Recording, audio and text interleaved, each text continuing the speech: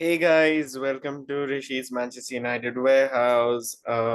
Apologies for not being so regular like I promised, and that is coming down to a twofold answer from my end. I was busy with a couple of things at work, and I was giving a lot of personal interviews at a lot of B schools, so that took a lot of my bandwidth, and I really couldn't make a review of our game with Nottingham Forest. So we're going to integrate the review inside this video itself. And yeah, let's get kicking. So United play Arsenal on Sunday night, and it really brings my heart. It fills my heart to the brim with a lot of joy because Arsenal are one of our more traditional opponents when compared to Man City and Chelsea. For me, the three big clubs in England will always be United, Arsenal, and Liverpool. And games against United, games against Arsenal and Liverpool really like turn me up uh, from the inside. So yeah. Also, the fact that I don't want to diss Arsenal fans, but whenever we've had like tough seasons, whenever we've been battered by, for example, Man City or even Liverpool, those 5-0s, those Ralph Ragnick era defeats, we've always given Arsenal a tough fight. We've never like lost very by a very big margin since a 3-0 defeat under the Louis Van Gaal era, if I'm not wrong. But we got them back at Emirates, Marcus Rashford's debut for next season. So it's been very rare. Uh, it's a very rare occurrence that we have been dominated by Arsenal two times in one season. And yeah, I mean, this game is up for the taking despite our injuries. Now, our injury list might be very broad. Um we have Menu injured. Casemiro looks a little unfit. Yes, he was brilliant against Nottingham Forest, but I still think his fitness is still like up to 70 or 80% of what he's capable of. We're not seeing Casemiro really dive into tackles and really take control of that midfield yet. Um, so Casemiro is at 70-80%. Shaw is definitely out. Varane is definitely out. Who am I missing?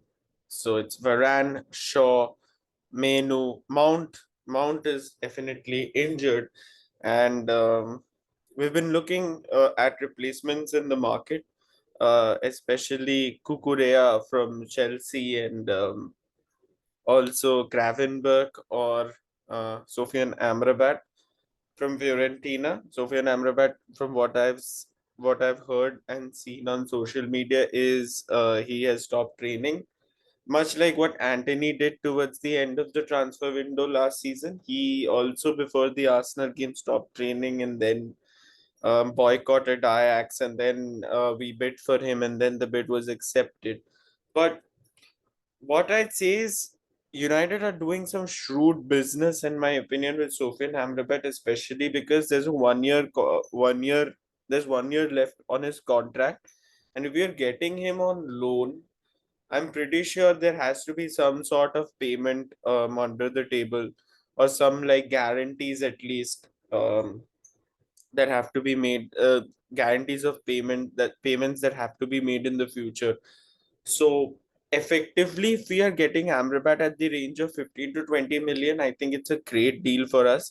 He can be a backup for Casemiro and also like play as a holding midfielder next to Casemiro in a lot of crucial games. What we have seen against City and what we have seen against Liverpool, that 7-0 defeat, especially our central defensive midfield does, and that like entire center area is like too Casemiro dependent. We need a little bit of um support on Casemiro, and Casemiro is not like 20 years old. He can run the pitch about 100 times top to bottom without breaking a sweat. He will break a sweat eventually.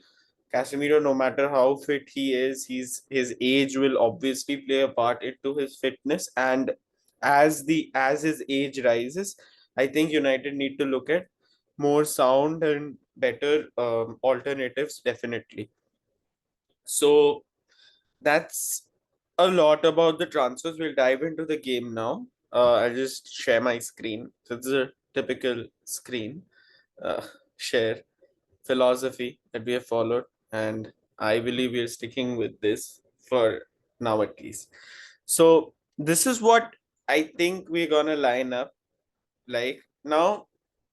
A lot of the people have really, I saw a lot of like how can I say, previews to the match, and they're saying Casemiro would definitely start with Eriksen and Bruno, but in a high intensity tie against Arsenal, do I see Eriksen starting in front of a new Amrabat, like a new signing Amrabat? Yes, he is not really trained for like 4 to 5 days, but he's a professional footballer. I think he has his own like training regime in the background going on. And I think in a high intensity encounter, Amrabat needs to start next to Casemiro to like suppress the presence of Odegaard and Rice, especially because they are fitter, they are stronger, they can carry the ball further. Um, and yeah, I mean, Casemiro and Amrabat have to be the stopping power at the center of the park for us, right? So with Casemiro, Amrabat occupying the central positions, I think Cucurella will start at left back. Yes, Alvaro Fernandez should be given a chance, and yes, this is how we really like get to know of young talent. If you remember, Rashford's first Premier League start was against Arsenal, where he scored 2 goals and like the entire Louis Van Gaal dive. But I think times have changed. What Eric Ten Hag has said previously in his press conference is the fact that only top talent will start, and that's fine in my opinion, because United are in this like entire stability phase. We have to finish better than third last season, so experimenting against a team that is very potent, very attack minded, they keep the ball very well, experience combating that with a inexperienced lad won't really be the best option in my opinion. And Cucurella fits in perfectly because he's gone out of favor with the Chelsea manager Maurizio Pochettino, and maybe Cucurella can really show what he wants to show at United instead of Chelsea. So obviously the centre back pairing of Martinez and Lindelof will definitely start. Now I think Lindelof is extremely underrated. Lindelof will definitely play a decent part in Varane's absence over the next few months because of the fact that he has certainly gotten better last season. Now the Lindelof of yesteryear, trying to maintain a high line with Harry Maguire next to him, has changed a lot. When he has a confident defender next to him, I feel like Lindelof plays really well. And with Martinez next to him, Lindelof will definitely shine no matter what. Wan Bissaka is one player that I'll definitely start over Dallo, no questions asked, because his defensive output is excellent. Like he's one of the best defensive um fullbacks in the country, if not Europe. And if Wan Bissaka learns the art of attacking. Now his attacking was previously 3 or 4 on 10 before the last season. But what I have observed with my eyes is the fact that he has raised his attacking game slightly, and it is now a 6 or 7 out of 10. And that is brilliant progress, in my opinion. He's young, he can learn further, he can really be a Man United legend if he wants to, because you see that Wilfred Zaha interview that is very famous, that scoop tackle from behind can be really not replicated apart from Wan Bissaka's legs. And to suppress Gabriel Martinelli down that flank, I think Wan Bissaka has to start, because Dallo can be run at by Martinelli, and Martinelli is one player that really scares me a lot. I was looking at this AFTV interview where Robbie Lyle asked a couple of Arsenal fans, would you take Mbappe over Martinelli?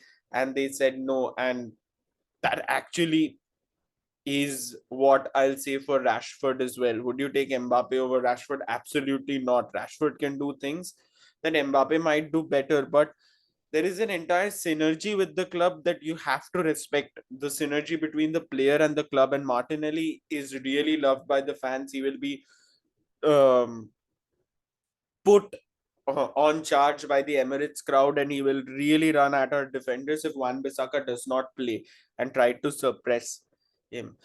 The other flank, I would say I'm less confident about Cucurella stopping Saka, but Cucurella is also a very experienced player. If if I were to for example, if I were to start Dalo instead of Cucurella, I would be really scared going into the match because Saka can really take advantage of Dalo's attacking instincts. He really doesn't like sticking behind a lot. His only good defensive performance in my eyes came against Liverpool at Old Trafford last season, where Dalo was excellent, excellent. But since then, Dalo has really shown his attacking prowess more than his defensive prowess, and I see Cucurella has played left centre back also sometimes for Chelsea in a back five or sometimes in a back four for a 5 to 10 minute stint. And I see Cucurella play in that position very effectively uh, and try to suppress the likes of Saka. Now, I have talked about Casemiro and Amrabat. Now, Bruno, definite starter, captain. He was absolutely brilliant against Nottingham Forest. Primarily down to two reasons. Bruno was heavily criticized before the Nottingham Forest game, and that came actually from me as well, because I thought Mount played a better role compared to Bruno Fernandes. But Bruno, when given the agility and the space, given the space to like showcase his agility and his passing ability, I think Bruno is world class. He gets the ball. And with Mount, what was happening is, since Mount is a little inexperienced with this squad, Bruno maybe had to like stay next to him or like make up a lot for Mount's mistakes, which he did not have to do in Ericsson's case. Ericsson knows the squad, he gels well with it. He's also very good with slow build-ups. Now, can we expect slow build-ups against Arsenal? Absolutely not. I think we'll have to take them on the counter attack, and that's where Bruno's passes are absolutely critical. Yes, Ericsson also passes well, but Amrabat also passes well too. Maybe not up till Ericsson. If Ericsson's capabilities, maybe Ericsson is a definite 9 out of 10, but Amrabat is not a 4 on 10. He's a 7 or an 8 on 10 on his day. And then I think Martial starts for the first 50 to 55 minutes, and then maybe we can integrate Hoyland into the squad. Now, what Hoyland has to do is immediately try to hold up play. Martial has typically held our game very well from the front. He wins the ball up, high up, and then he passes it to Rashford, and that is how I see the first goal coming. But we need a second, like more traditional goal to really put our foot on the Emirates. And Hoyland, I think, has to be responsible for that. He's physical, he's tall, he's fast, he's not Haaland level, obviously, but he's a young kid, he can be molded.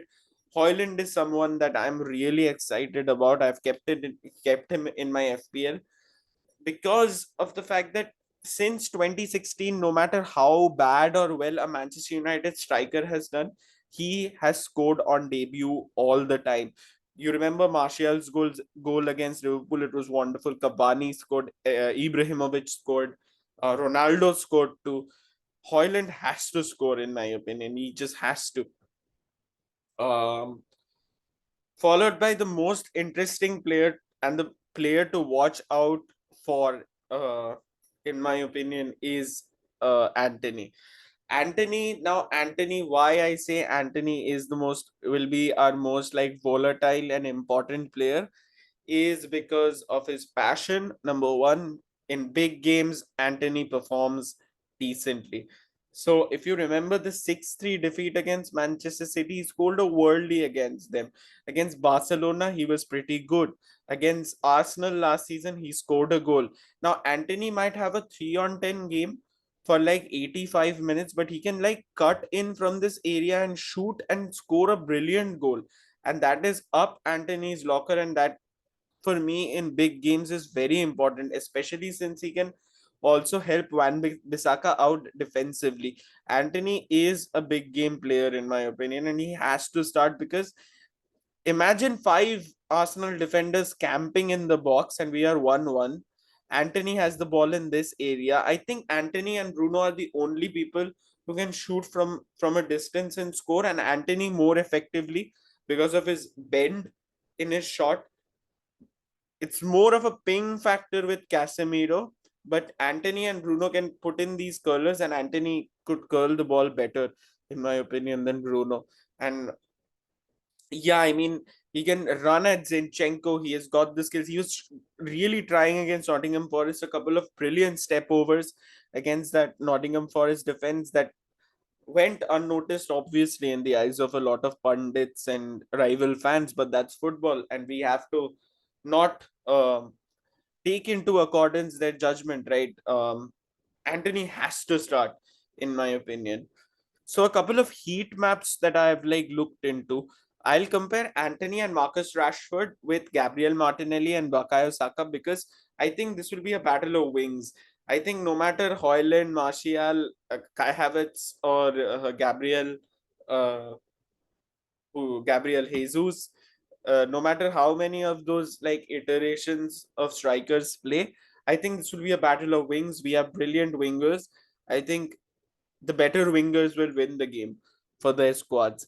Now, something to notice is his heat map against Nottingham Forest is this right hand side has a lot of intensity, especially outside the box.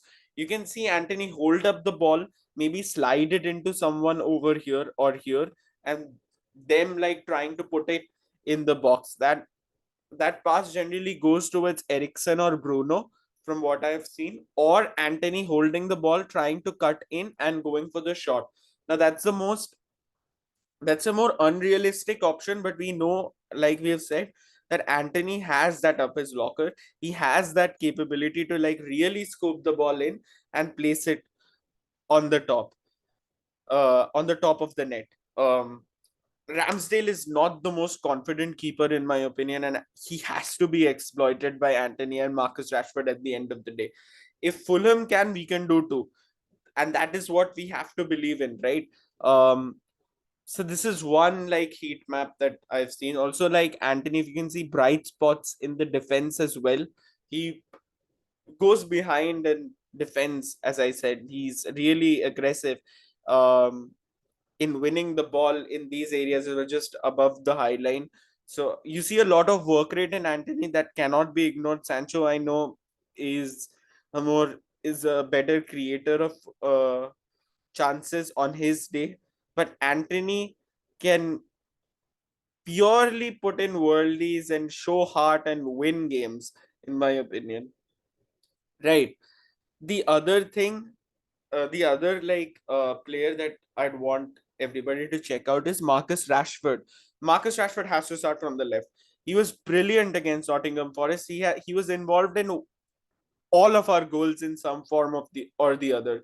He won the penalty, he got an assist, and the second goal also he was heavily responsible in. And now you see this bright red mark. That is Marcus Rashford running at the defense and then tracking back and trying to see uh, that pass towards the middle.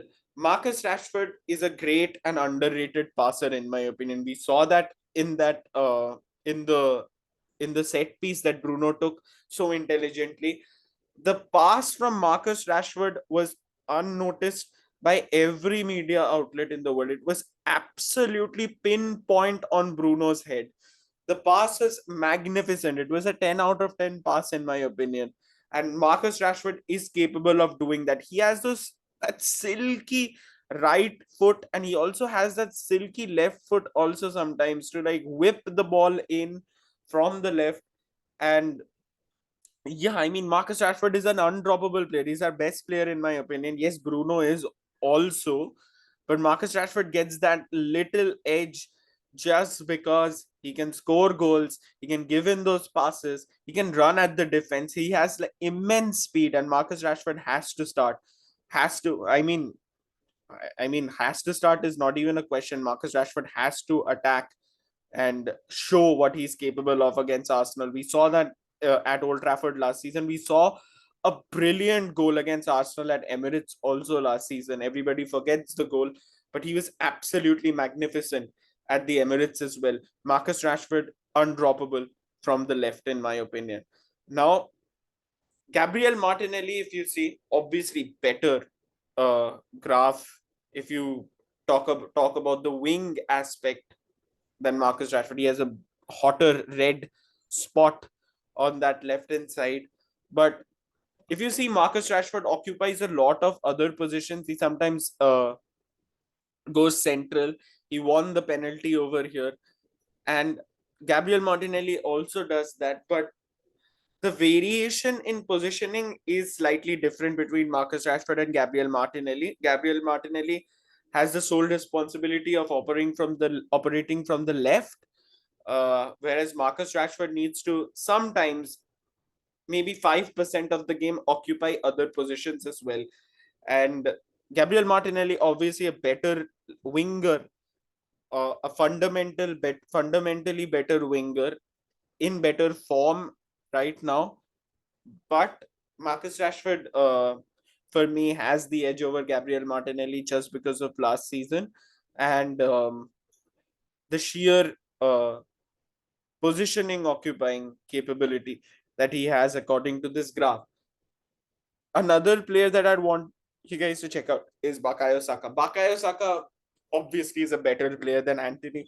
I'm not gonna sound moronic in the fact that uh, in my defense of Manchester United players, Bakayo Saka's right side, you look at it, it's completely red. He occupies those positions. He can run at you. He can dribble.